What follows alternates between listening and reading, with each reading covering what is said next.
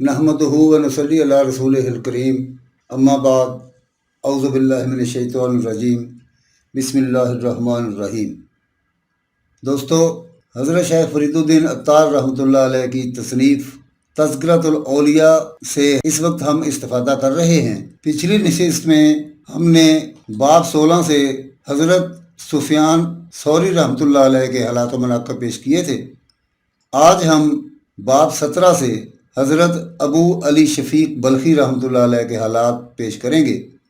चलिए शुरू करते हैं हज़रत अबू अली शफ़ीक बल्खी रहमतुल्लाह अलैह के हालात व मनाक़िब। आपका इसमें ग्रामी शफ़ीक और कुनियत अबू अली है। आप मुमताज़ ज़माना मशाइख़ मुत्तक़ीन में से हुए हैं और जय्यद आलिम व मुसन्निफ़ होने के साथ साथ पूरी ज़िंदगी तवक्कल में गुजार दी। चुनांचे आपकी बहुत सी तसानीफ़ हैं और हज़रत हातिम असम जैसे बुज़ुर्ग आपके तलामज़ा में से हुए हैं, लेकिन आपने तरीक़त की मंजिलें हज़रत इब्राहीम बिन उधम रहमतुल्लाह अलैह की सोहबत में तय की और कसीर मुशाइखीन से शरफ़ नियाज़ हासिल रहा। आप फरमाया करते थे कि मैंने 1700 असातिज़ा से शरीयत व तरीक़त के अलूम से इस्तिफ़ादा किया, लेकिन नतीजा में ये पता चला कि खुदा की रज़ा सिर्फ़ 4 चीज़ों पर मुनहसर है। अव्वल, रोज़ी की जानिब से सुकून हासिल रहना। दोम, खलूस से पेश आना। सोम, इब्लीस को दुश्मन तस्वर करना। चहारम, तोशा आखिरत जमा करना। और इन्हीं 4 चीज़ों के मुतल्लिक़ अल्लाह ताला ने भी इरशाद फरमाया है। आप एक ख़ास वाक़या से मुतअस्सिर होकर ताइब हुए, और वो ये कि जब आप बग़र्ज़ तिजारत तुर्की पहुँचे तो वहाँ का एक मशहूर बुतकदा देखने पहुँच गए और वहाँ एक पुजारी से फरमाया कि तुझे कादिर व ज़िंदा खुदा को नज़रअंदाज करके एक बेजान बुत की पूजा करते हुए निदामत नहीं होती। उसने जवाब दिया कि आप जो हसूल रिज़्क़ के लिए दुनिया भर में तिजारत करते फिरते हैं, इससे निदामत नहीं होती। और क्या आपका खालिक घर बैठे रिज़्क़ पहुँचाने पर कादिर नहीं है? ये सुनकर उसी वक्त वतन वापस लौटे तो रास्ता में किसी ने पेशा दरियाफ्त किया। आपने फरमाया कि मैं तिजारत करता हूँ। तो उसने ताना दिया कि आपके मुकद्दर को जो कुछ है वो तो घर बैठे भी मुयस्सर आ सकता है, लेकिन मैं ये समझता हूँ कि शायद आप खुदा पर शाकिर नहीं हैं। इस वाक़या से आप और ज़्यादा मुतासर हुए और जब घर पहुँचे तो मालूम हुआ कि शहर के एक सरदार का कुत्ता गुम हो गया है और सुबह में आपके हमसाया को गिरफ्तार कर लिया गया है। चुनांचे आपने सरदार को ये यकीन दिलाकर कि तुम्हारा कुत्ता 3 यौम के अंदर मिल जाएगा, अपने हमसाया को रिहा करवा दिया और जिसने कुत्ता चोरी किया था वो तीसरे दिन आपके पास पहुंच गया और आपने सरदार के यहाँ कुत्ता भिजवाकर दुनिया से किनारा कशी इख्तियार की। एक मरतबा बल्ख में कहत साली हो गई और आपने बाज़ार में एक ग़ुलाम को बहुत खुश देख कर पूछा कि लोग तो कहत से बर्बाद हो गए हैं और तू इस कदर खुश नज़र आता है। उसने जवाब दिया कि मेरे आका के यहाँ बहुत गल्ला मौजूद है और वो मुझे कभी भूखा न रखेगा।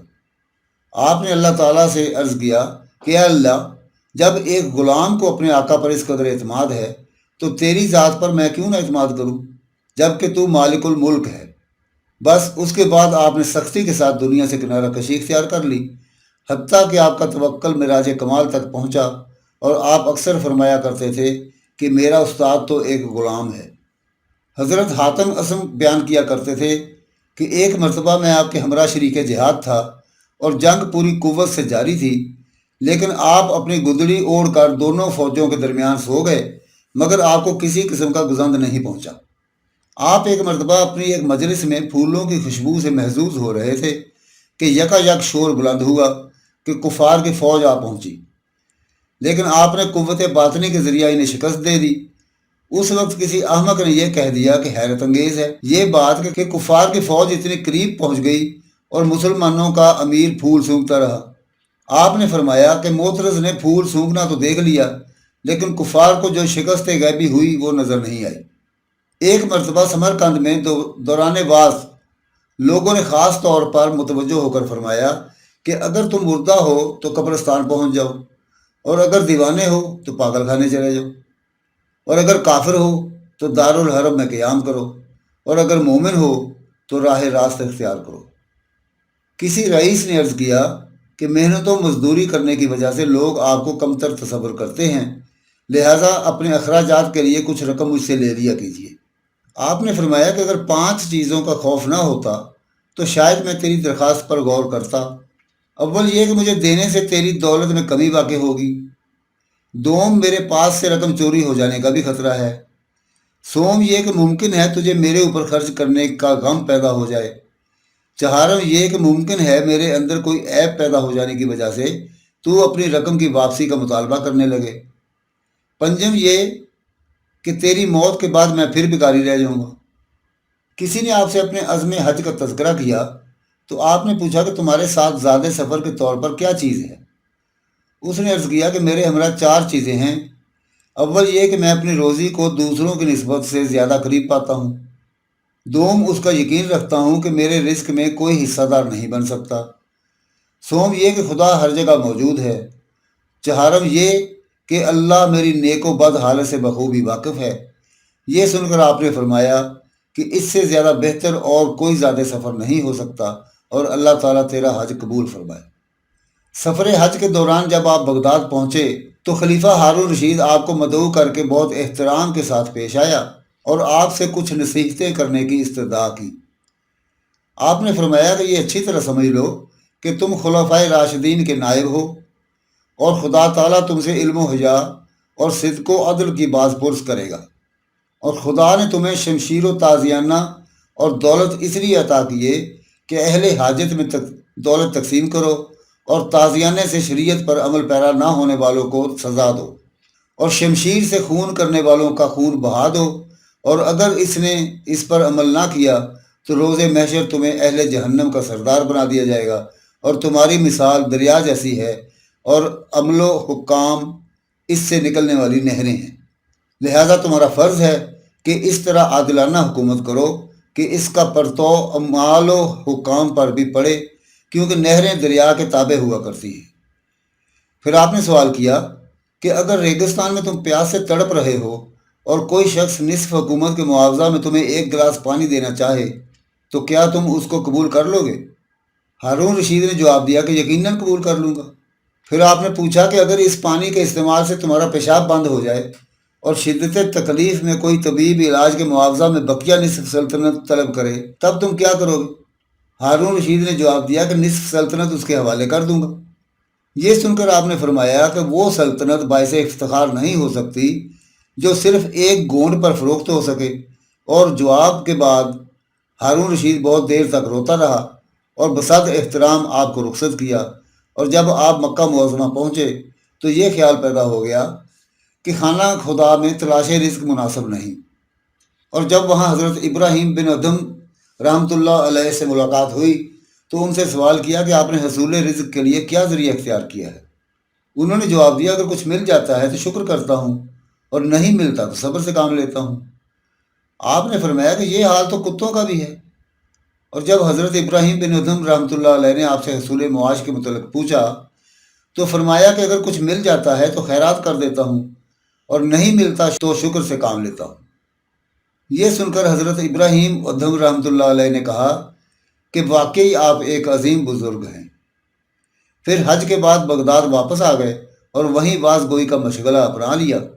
ایک مرتبہ دوران باز آپ نے فرمایا کہ جس وقت میں نے سفر شروع کیا تو 4 دانگ میرے پاس چاندی تھی، اور آج تک اسی طرح میری جیب میں پڑی ہے۔ اس پر کسی نے اعتراض کیا کہ جس وقت آپ نے چاندی جیب میں رکھی تو کیا اس وقت خدا پر اعتماد نہیں تھا یا اس کا وجود نہیں تھا؟ یہ سن کر آپ خاموشی کے ساتھ منبر سے نیچے آ گئے۔ آپ فرمایا کرتے تھے کہ ایک مرتبہ میں نے خواب میں کسی کو یہ کہتے سنا کہ متوکلین کے رزق و خوش خلقی میں زیادتی ہوتی رہتی ہے، اور وہ فراخ دل ہوتے ہیں، اور عبادت کے وقت ان کے قلوب وسوسوں سے پاک رہتے ہیں۔ پھر فرمایا کہ عبادت کی بنیاد بیم و رجا اور حب الہی پر قائم ہے، اور خوف کی نشانی محرمات کو ترک کر دینا ہے، اور امید کی نشانی عبادت پر مداومت اختیار کرنا ہے، زور محبت کی نشانی شوق و توبہ اور رجوع اللہ ہو جانا ہے، اور جس کے اندر خوف و اضطرار نہ ہو وہ جہنمی ہے۔ پھر فرمایا کہ 3 چیزیں انسان کے لیے مہلک ہیں، اول توبہ کی امید پر معصیت کا ارتکاب، دوم زندگی کی امید پر توبہ نہ کرنا، سوم رحمت سے مایوس ہونا۔ پھر فرمایا کہ اللہ تعالیٰ عابدین و اہل ریاضت کو مرنے کے بعد زندہ کرتا ہے اور معصیت کاروں کو زندگی ہی میں مردہ بنا دیتا ہے۔ پھر فرمایا کہ فقر سے 3 چیزیں حاصل ہوتی ہیں: جسمانی غم، مشغلہ قلب اور دشواری حساب۔ پھر فرمایا کہ موت آ کر واپس نہیں ہوتی، لہٰذا ہر لمحہ اس کے لیے کمر بستہ رہو۔ پھر فرمایا کہ میرے نزدیک مہمان ہر شے سے زیادہ عزیز ہے، کیونکہ مہمان نوازی کا صلہ خدا ہی جانتا ہے۔ پھر فرمایا کہ جو شخص حصول نعمت کے لیے دشواری اختیار کر کے دشواری کو فراخی تصور نہ کرے، وہ ہمیشہ غم دو جہان میں مبتلا رہتا ہے، اور جس نے اس کو فراخی سمجھ لیا وہ دونوں جہان میں خوش رہتا ہے۔ جب لوگوں نے آپ سے سوال کیا کہ خدا پر کامل اعتماد کرنے والا کون ہوتا ہے، فرمایا جو دنیاوی شے کے فوت ہو جانے کو غنیمت تصور کرے اور جو خدا کے وعدوں کو انسانوں کے وعدوں سے زیادہ اطمینان بخش سمجھے۔ پھر فرمایا کہ 3 چیزیں تقویٰ کی پہچان ہیں: فرستادن، منع کردن، سخن گفتن۔ فرستادن کا مفہوم یہ ہے کہ تم خدا کے فرستادہ ہو، لہٰذا اسی قسم کے امور انجام دو، اور منع کردن کا مفہوم یہ ہے کہ کسی سے کچھ طلب نہ کرو، اور سخن گفتن سے مراد یہ ہے کہ ایسی بات کہو جو دین و دنیا میں سود مند ہو، اور دوسرا مفہوم اس جملہ کا یہ ہے کہ تم نے جس قدر نیک کام انجام دیے وہ دین کی بھلائی کے لیے ہیں، اور جن کاموں سے کنارہ کشی اختیار کی وہ دنیاوی بھلائی کے لیے ہے، کیونکہ ایک انسان اپنی زبان سے دین و دنیا دونوں کی باتیں کر سکتا ہے۔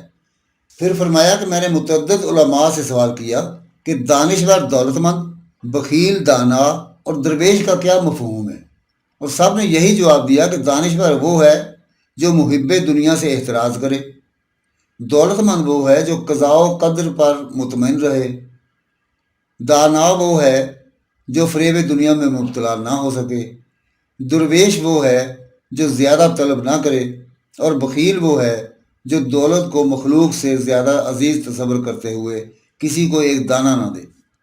حضرت حاتم اسم نے آپ سے نفع بخش نصیحت کرنے کی درخواست کی تو فرمایا کہ عام وصیت تو یہ ہے کہ اپنے قول کا معقول جواب سوچے بغیر کوئی بات منہ سے نہ نکالی جائے، اور خاص وصیت یہ ہے کہ جب تک تمہارے اندر بات نہ کہنے کی طاقت موجود ہے خاموشی اختیار کرو۔ دوستو، یہ تھے حضرت شفیق بلخی رحمۃ اللہ علیہ کے حالات و مناقب۔ امید کرتے ہیں کہ آپ کو یہ سلسلہ پسند آ رہا ہوگا۔ اگلی نشست میں انشاءاللہ تعالی ہم تذکرۃ الاولیاء کے باب 18 سے حضرت امام ابو حنیفہ رحمۃ اللہ علیہ کے حالات و مناقب پیش کریں گے۔ وما علینا الا البلاغ المبین۔